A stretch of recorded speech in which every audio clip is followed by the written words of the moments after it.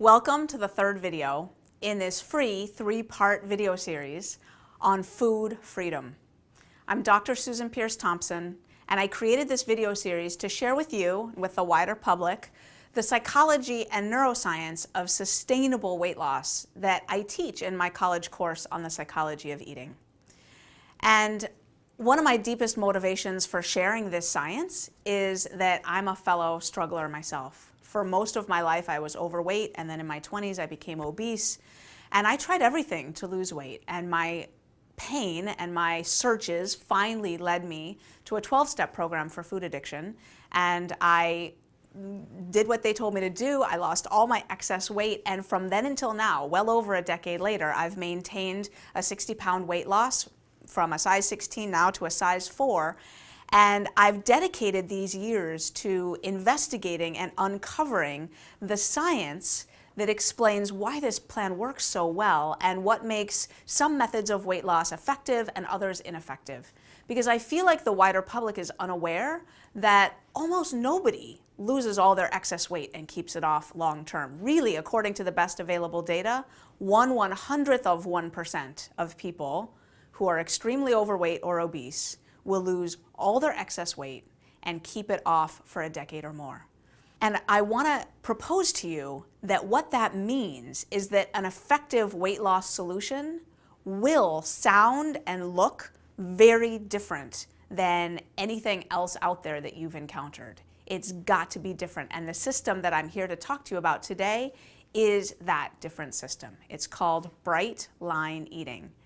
And in video 1, I told you that I would tell you about the 4 bright lines, and I'm going to cover them in this video today. Now, this is the third video of 3, so if you're just jumping on board here, I want to point out to you that right above my head, there are links to the first video and the second video. You do not need to go watch them now. These videos will make sense out of sequence.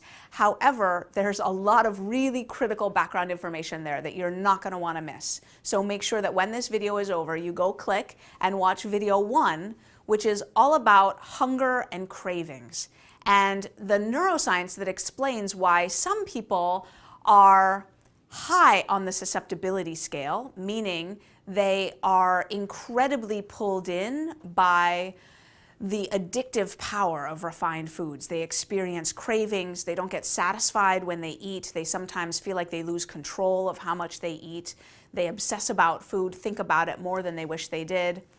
And other people are low on the susceptibility scale, meaning they're not especially pulled in by cravings. They easily get full and then stop eating. They don't experience really losing control of how much they eat, and they're not particularly preoccupied with food. I cover all of that in video 1. In video 2, I dive into the one huge mistake that almost everybody makes when they try to lose weight, which is that they rely on their willpower. And I talk about the willpower gap that leads us to make choices with food even when we know better, because we're exhausted, we're depleted, it's the end of a long day, and in that state, willpower abandons us, and we end up saying, oh, I deserve it, oh, what the heck, I'll just make this exception. And it's the willpower gap that leads to the derailment of many a really dedicated, fervent weight loss attempt. So I cover all of that in video 1 and video 2.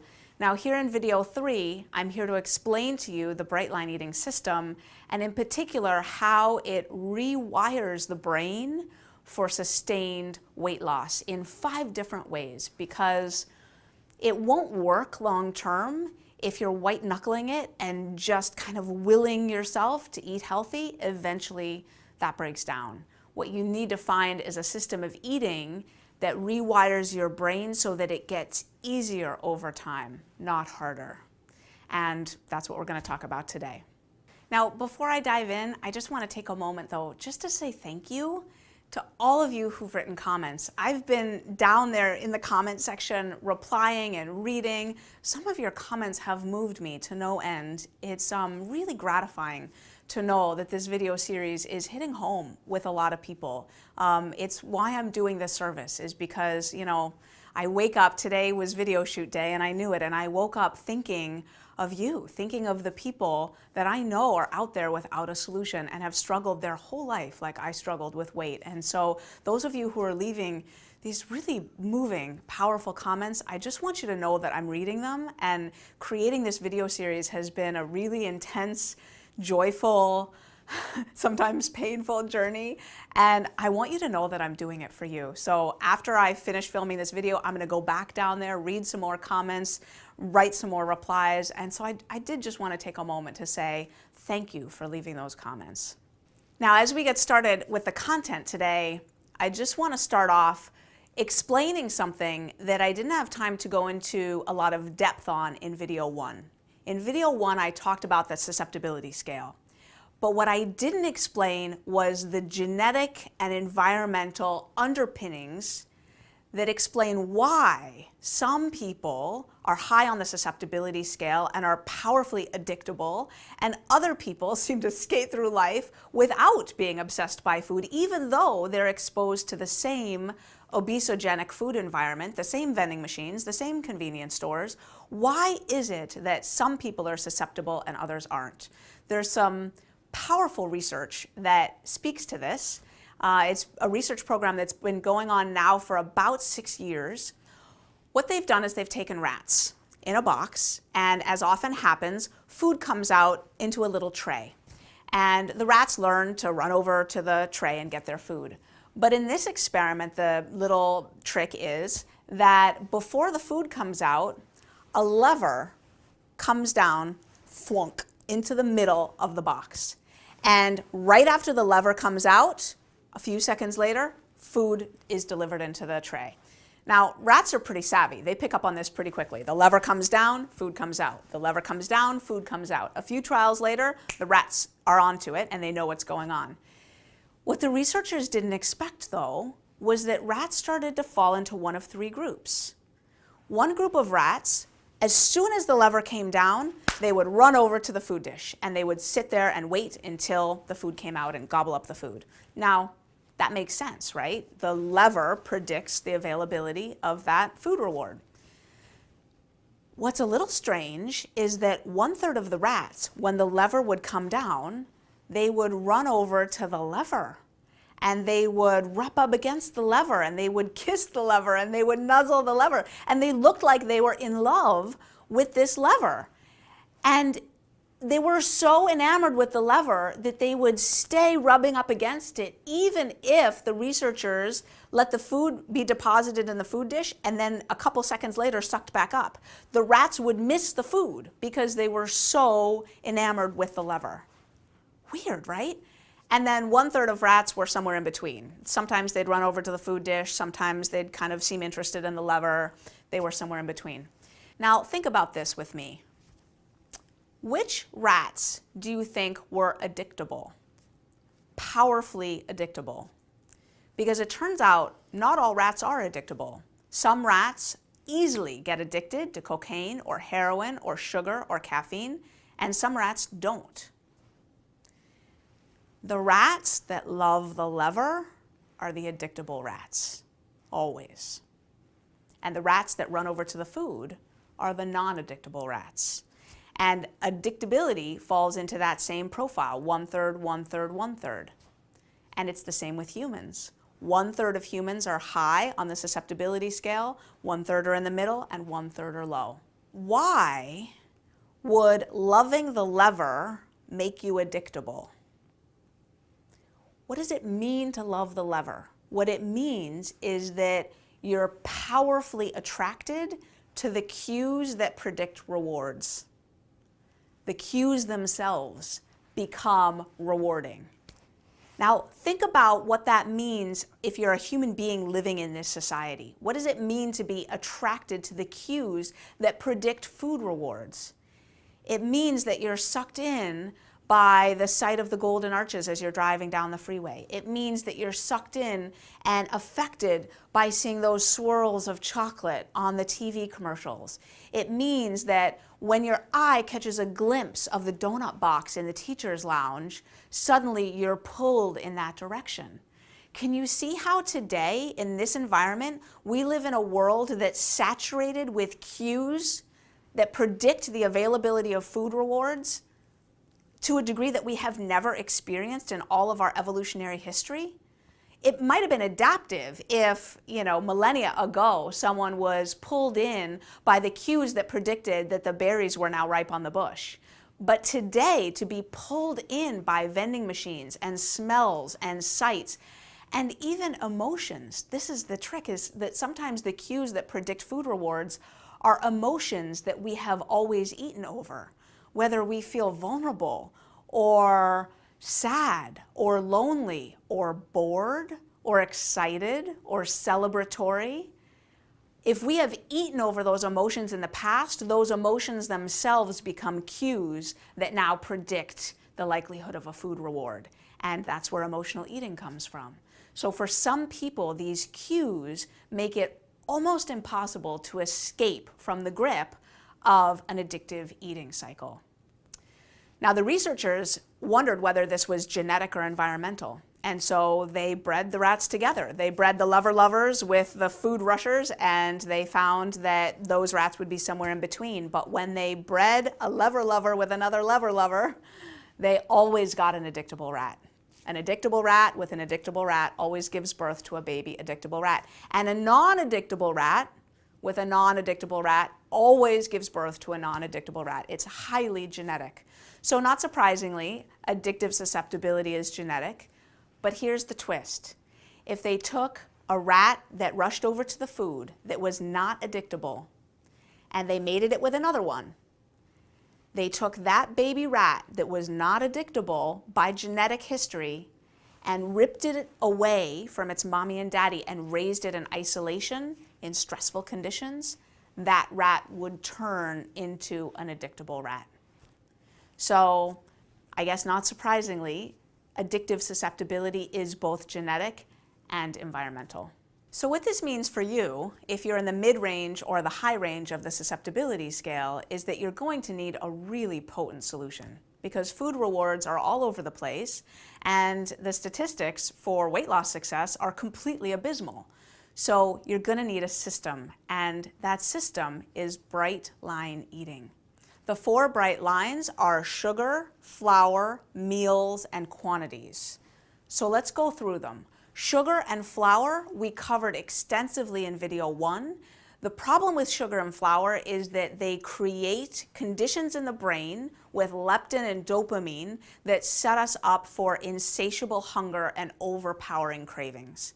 And with the brain turned against us that way, there's almost no way to stick to a healthy eating regimen long term. And so just like a 1 or 2 pack a day smoker needs to throw up a bright line for cigarettes if they want to get healthy, it's a lot easier to throw up a bright line for sugar and flour if you want to lose weight and keep it off long term. Bright line number 3 is meals, and I talked about that a lot in video 2.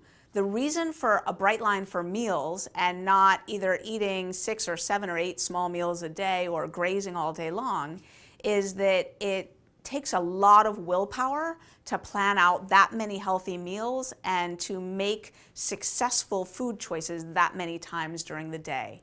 Breakfast, lunch, and dinner are far more automatizable. There's a $5 word for you. It's much easier to form habits that become automatic with breakfast, lunch, and dinner than more frequent grazing or snacking eating patterns.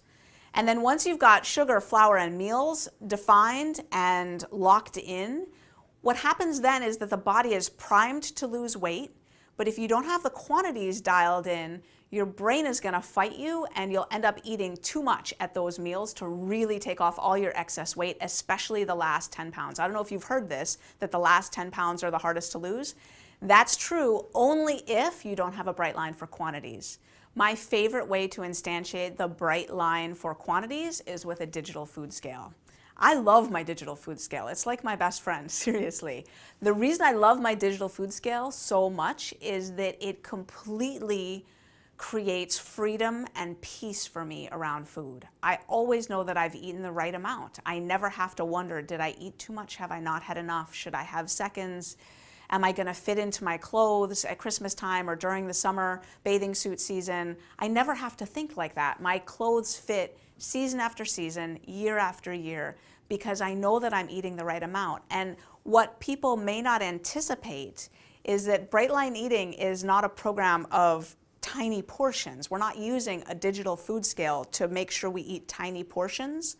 We're using a digital food scale to make sure we eat big enough portions. People are often stunned by the volume, especially of vegetables, that it's critical to eat if you really want to be healthy and lose all your excess weight. And I find that without that digital food scale, people tend to fall into a pattern of not eating enough. So the digital food scale just dials it in and makes that weight loss effort sing. Now, if you hate the idea of weighing and measuring your food, there are other ways of implementing a bright line for quantities. For example, you can just use a 1 plate of food rule, no seconds. And so at each meal, you organize your healthy 1 plate of food, and then you don't go back for seconds. And that's perfectly legitimate as well. So those are the 4 bright lines. And I have been teaching people the 4 bright lines for a lot of years, since maybe 2003, which is well over a decade now. And it's been hundreds, probably at this point, thousands of people. I've seen a lot of success, but I've also dealt with a lot of objections. And so I know right now that there are some people watching this video who are having some objections come up in their mind. So the first one I'd like to address is, I don't have time for this. I don't have time to shop and chop and chew the way you want me to shop and chop and chew. Like, this sounds like it's going to be really intense. My response to that is, first of all, I know how you feel. I felt the same way. Let me just remind you that I don't have a very boring, extra time-free life myself. I have 3 little kids. I have a full-time job as a tenured psychology professor, and I'm now doing this whole Bright Line Eating thing, which takes a ton of time. And believe me, if Bright Line Eating were a big time sink, I wouldn't still be doing it all these years later. The reality is that while at first it takes some focus to get the system up and running, what happens is that Bright Line Eating creates time for you. It doesn't take time, it creates time. And that might sound a little far-fetched, but here's why. There are 2 main things that are sucking time. They were for me, and I see it for other people too, that we don't even realize. One is the food fog. Sugar and flour raise baseline insulin levels, which leads to poor memory, poor concentration, lack of focus, lack of motivation, and a complete inability to be sharp and effective and productive in your life. And at some point, when you start Bright Line Eating, that food fog lifts, and all of a sudden it's like, whoa, I am way more effectual in my life than I have ever been before. So that's the first thing that creates time, is you will be more productive. And the second thing that creates time is that eating the way most people eat these days takes a lot of time. It takes a lot of time to sit in front of the TV and eat mindlessly, because in my opinion, the best thing to do while you're eating and stuffing down feelings and eating mindlessly is to watch TV while you're doing it. And it takes time to go back and forth to the cupboard. It takes time to kind of figure out what's going to hit the spot and eat what you're going to eat. It takes time to eat all throughout the day. And when you get your food organized and eat breakfast, lunch, and dinner with nothing in between, suddenly life, space for life, opens up in between those 3 meals. And I'll never forget the day that I first experienced 3 meals a day with nothing in between, back in 2003. I weighed my breakfast, I ate my breakfast, it was 7:30 in the morning, and then my heart sank because I realized I don't get to eat again until lunch. And that's maybe 5 hours away. I didn't know what to do with myself without the ability to eat something as a buffer against life. And so what I did was, I did my breakfast dishes, which I wasn't usually in the habit of doing. They used to pile up in the sink. And then I opened some mail and made my bed, and I got so much more productive. So I am somebody now that I frequently hear from people, how do you do it all? How do you do everything that you do? And my answer is, I do it because of bright line eating. Once you start weighing and measuring your food and get your food dialed in, productivity goes through the roof. So if you're somebody who could use extra time in your life because you're a busy person, I recommend bright line eating. It will blow your mind how organizing your food life organizes the rest of your life. So that's the first objection I often hear. The second one is, eating healthy is really expensive. I don't have spare money in my budget. And to that, I want to say, I kind of want to cry BS to that, because eating expensive foods is expensive. Some expensive foods are healthy and some expensive foods are unhealthy. So let me explain what I mean. In bright line eating, you can actually eat everything you need to eat for $5 a day, for like less money than it costs to eat breakfast, lunch, and dinner off the dollar menu at a fast food restaurant. You really can. And as a matter of fact, I have a document for you called Bright Line Eating on a Budget that shows you how you can do bright line eating in less than $5 a day. And the reason is that there are foods in every single food category that are very inexpensive. So if you want to eat fruit, for example, and there's fruit in the Bright Line Eating program, so if you're going to have a serving of fruit for breakfast, you can go buy organic raspberries that are out of season and spend $6 per serving, or you can have a banana for 19 cents a serving. So the food plan calls for fruit. And then it's really up to you how much money you spend on that fruit serving that day. So if you're on a budget, we can show you how to do bright line eating so that it will actually save you money compared to your food budget. If you really think about it, eating excess food, which is by definition what you're doing if you're overweight, costs more money, because food costs money, than eating the right amount of food, which is what you'll do to lose weight. So bright line eating is not any more expensive than how you're eating now, odds are. The third objection that I hear most often is one that people don't tell me directly, but I see it in their face. And it's, this won't work for me. It works for you, Skinny Mini, but it's not going to work for me. And to that, I just want to tell you the story of Pat Reynolds. Pat Reynolds is a man that I met in 2006 in October. And I'll never forget the day, because when I first saw him, it took my breath away. He was 373 pounds. And the only reason he knew that he was 373 pounds is that he'd just been diagnosed with prostate cancer, and he'd had to be weighed on an industrial strength scale at the hospital. At home, his scale just got pegged to 350 plus, and it didn't read any higher than that. So he was 373 pounds. He had sleep apnea, that he required a CPAP machine to use at night to get to sleep. He had high cholesterol, he had high blood pressure, he was on medications for those. And he had had cellulitis in his legs 3 times, and he's just been diagnosed with cancer. And I met him, and I saw in his face that he didn't know if this would work for him. And I looked him in the eyes and I said, Pat, it's 8:30 p.m. right now. And Bed Bath & Beyond is still open, and you can go buy a digital food scale and get started right now. And as I told him that, and he and I will never forget this, I did not doubt at all that it would work for him. And he did go that night and buy his scale, and he did get started. And he lost 200 pounds in 16 months. And got down to 173 pounds. And at 173 pounds, he decided that he looked a little gaunt, and he made a conscious choice to put back just about 8 more pounds. And today he weighs 181 pounds and has for all these years. And I just spoke with him a few days ago. He's doing awesome. He is still happy, thin, and free all these years later. And the amazing thing about Pat Reynolds is that he owns and operates the American Hotel in Lima, New York, which is a restaurant. And that means that he serves food and alcohol all day long.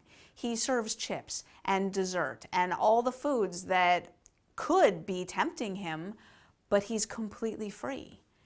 And he's not free because he has exceptional willpower. He's free because he has a system that takes the load off of his willpower, that rewires his brain to eliminate cravings, to eliminate that insatiable hunger that used to drive him to eat, and to leave him with a state of brain that makes it so that the right healthy thing to eat is completely automatic. Every single day, he eats according to his Bright Line eating plan and feels great doing it. And that's why he's able to maintain his weight loss, because his brain has been rewired. So now we've gotten to the essence of the Bright Line eating system. It rewires the brain to make living happy, thin, and free easier and easier, and ultimately completely effortless. And how does it do that? Well, first of all, when you first start doing Bright Line eating, what happens almost immediately is that your insulin spikes stop and your baseline insulin level starts to lower. And as that happens, the leptin that is already circulating in your blood starts to be seen by your brainstem and your hypothalamus. And leptin is the hormone that says, I'm not hungry anymore and I feel like getting active. So all of a sudden, within the first 3 weeks of being on the Bright Line eating program, feelings of fullness and satiety and not feeling hungry start to kick in. It almost freaks people out, to be honest. My boot campers say all the time, hey, I'm really not hungry in between meals. Is this normal? I'm losing weight, but I'm completely not hungry. And I say, yep, that's normal. That's your leptin kicking in. So that's the first thing. So that overpowering hunger that leads people to sit on the couch and eat all night long, that goes away. The next thing that happens, and this takes a little bit longer, is that those dopamine receptors that had gotten depleted and downregulated from those rushes of dopamine that sugar, flour concoctions were causing, those dopamine receptors start to replenish. And that means that those cravings, those hankerings start to lose their grip. And this happens kind of sporadically. So there might still be some cravings here and there, but over time, they get lesser and lesser and weaker until the point where you realize a few months later, you know what? These aren't really cravings anymore. I get some thoughts once in a while, like, oh, it'd be nice to have a slice of, oh, it'd be good to have a little bit of, but they're just these thoughts and they're just brushed away pretty easily. And then at some point you realize the thoughts have gone too. The third thing that happens is with bright lines in place, the brain stops hounding you for treats and exceptions. And let me explain this a little bit because it's pretty interesting. This is from like Psych 101 class. There's one way to get a kid or a puppy or an adult to keep repeating a behavior in a hounding way over and over and over again that almost turns into an addictive process. For example, a kid hounding you for a candy bar when you go to the grocery store, or a grown-up pulling a slot machine lever over and over and over in an addictive way because that payoff might be coming just now. The way you create those types of persistent hounding behaviors is with something called intermittent reinforcement, which means the payoff doesn't come always, it comes sometimes, and you never know when it's going to come. So I'm going to tell you a funny story here now. At my grocery store, we have a checkout aisle that doesn't have candy bars in it. It's called the parents aisle, and instead of candy bars, they've got coloring books and crayons and stuff, books. And when we go through that aisle, my kids say, Mommy, can I have this book? Mommy, oh, look at these pencils. I love these. Mommy, can I have this crayon box? And I get hounded. If we go through the regular aisle with all the candy and the gum and the mints, you know that aisle, right? They never ask me for anything. Why? Because never in their entire lives have I bought them anything in the candy aisle. Never once. I think they've asked me a few times when they were younger, and I just said, oh no, we don't eat that stuff, honey. And they've never asked me again. Your brain is like the kid in that scenario. Because when you go on a diet with a free day or an exception or unlimited foods or whatever, you have these built-in rewards and treats and exceptions, your brain hounds you for those treats. When you throw up a bright line and you stop giving into it completely, it's like the person who quits smoking. Eventually, the urge for a cigarette just goes away. If you keep true to that bright line, it fades and fades and fades, and your brain will stop hounding you for a treat. And what a mercy that is. The fourth way that the brain changes has to do with willpower. And we covered willpower in depth in video 2, but what we didn't talk about is research that shows that when you undergo a program to modify a deeply ingrained habitual pattern of behavior, like bright line eating, for example, that effort over time makes your willpower battery more resistant to depletion. So it doesn't give you more willpower. Nothing will do that. But what it does do is when your willpower battery pack is full, like first thing in the morning when you wake up, through the day, as you go through draining activities, your willpower stores will drain more slowly. And over time, this becomes an incredibly powerful effect. So that soon, before you know it, when you're on vacation, when you're in an argument with your significant other, when it's Friday night and you've just sat in traffic and you've had a long week, those moments when you used to say, oh, forget about it, I deserve a little this, or I'm just going to have that, or let's just order out for that. Instead of saying that, you're going to find that you have willpower left to stick with your program. And that benefit spills over into every area of your life. So suddenly you have more willpower stores to be patient with your kids and to handle your bills and process your mail more effectively and to exercise when otherwise in the past you would have said, oh, forget about it. And in every way in your life, you will become more organized and more powerful and more effectual. And research shows this. It's brilliant. Now, the fifth and final way that bright line eating rewires the brain is that the habits that you build in this program become completely automatic after a while. And that means that you get healthy eating for free. It doesn't take any resources or effort or forethought to get it done. You get it done like you brush your teeth. It just happens automatically. And a good example of this, I was hanging out with a friend of mine named Julia who does bright line eating. And she's pretty new to it. She's in her first year. And she was saying to me that she's been having some food thoughts lately.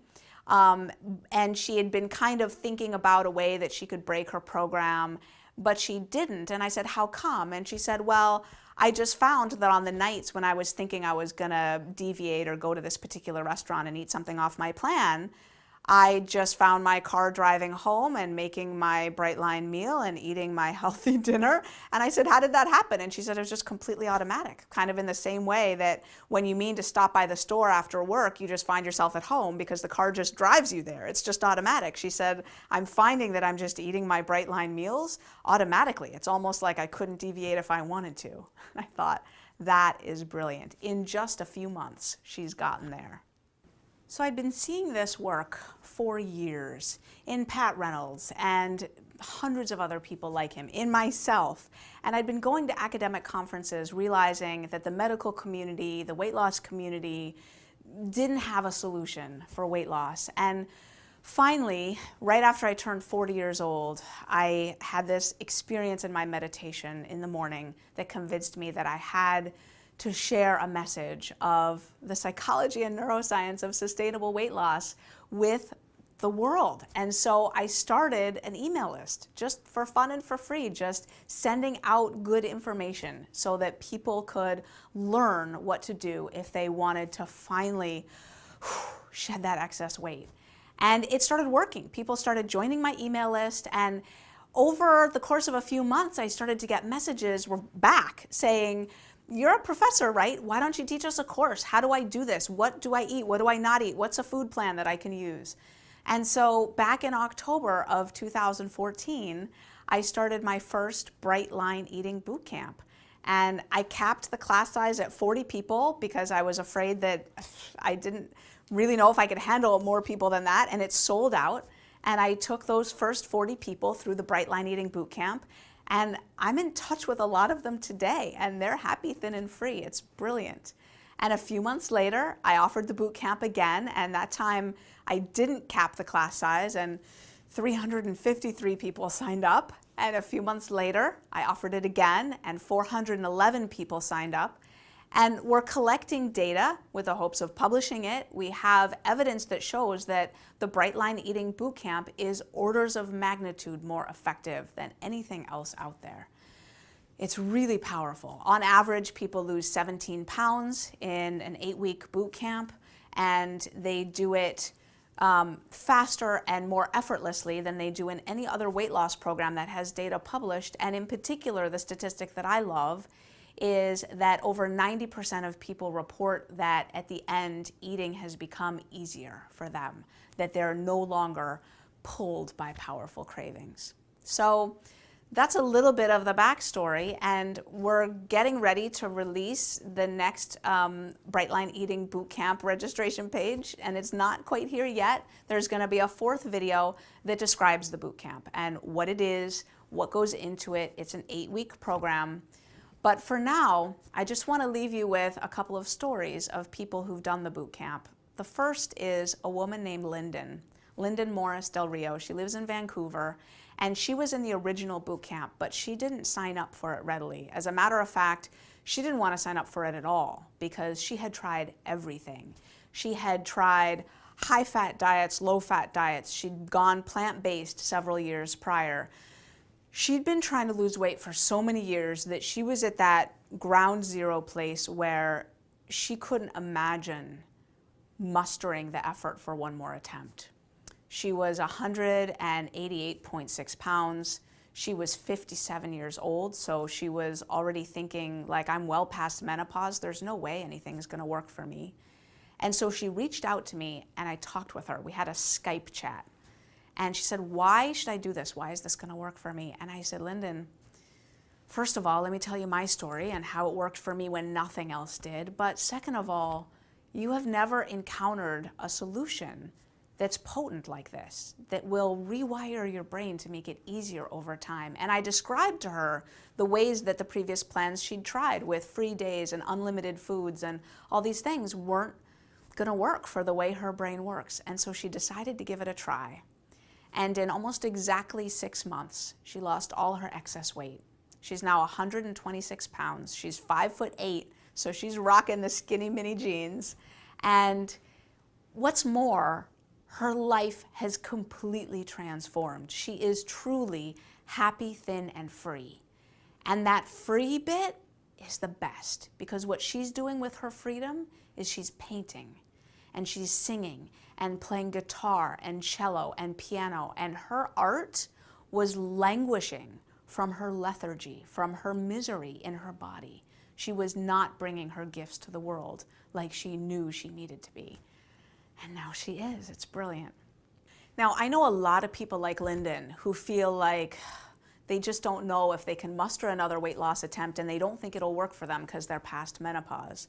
But there's another category of people who come to Bright Line Eating who already know so much about nutrition, it's ridiculous. And it's kind of baffling to them that they can't implement everything that they know. So Barbara Becker was one of these cases. So she was a licensed practical nurse and was certified in the Cornell University certificate program on plant-based nutrition. She also taught cooking and eating classes on plant-based nutrition. She was a teacher of it. She knew so much about how to eat.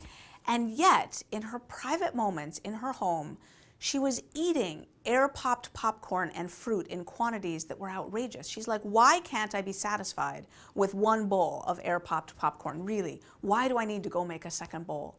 And then her husband, who's vegan as well, loves black bean brownies, and he eats them sanely and normally. And she would make a batch of black bean brownies for him, and she would eat them all herself. And he would know that she'd been baking, and he'd be like, where are the brownies? And she says it was humiliating. It was deeply troublesome to her that her eating was not aligned, not only with her knowledge, but with her core values, her inner feeling about the way she wanted to be aligned with food in her body, mind, and spirit. And so she was only 129 pounds. At 5'4", she was not obese. She wasn't even overweight. But she knew that she wasn't quite in her right size body. She had a few pounds to lose. And she joined the second boot camp. And pretty quickly, she lost all her excess weight. She got down to 111 pounds. And what's more, she got that freedom, that happy, thin and free feeling of, now I'm eating in alignment with my values. What I say I'm going to eat, I eat. And so registration is about to open for the next Bright Line Eating Bootcamp. There's going to be a fourth video. And I know that there are going to be a lot of people who watch these videos who really take all this information, because there's been a lot of information in these 3 videos, and they take it and they make use of it, and they get happy, thin, and free just on this information. I know a lot of people who do that. But there are going to be other people who say, I want the whole system. I really want to learn what the food plan is, exactly how to implement it. I want to do this right. I don't want to play around anymore. And for those folks, I just want to say, keep an eye on your email inbox, because the 4th video is going to be released. And in the past, these boot camps have sold out on occasion. So I really want to make sure that you get a spot if you want one. In the meantime, we've got a pretty amazing community dialogue going on down here in the comments section. So once again, I just want to ask you to scroll down, leave a comment. Yeah, hit the like button. I'd love it if you'd share this video on Facebook. That would be great. But please scroll down and let me know what you thought of this 3 video series, because we've come to the end now. This is the end of our time together, and I want to end by just saying thank you. Thank you so much for watching. Thank you so much for spreading the word. If you can't tell, I'm kind of on a mission. I really want to share really actionable, concrete science on the psychology and neuroscience of food freedom, so that people don't have to suffer anymore. So scroll down, say hi to me down there. I would love to reply to your comment. And here's to your food freedom.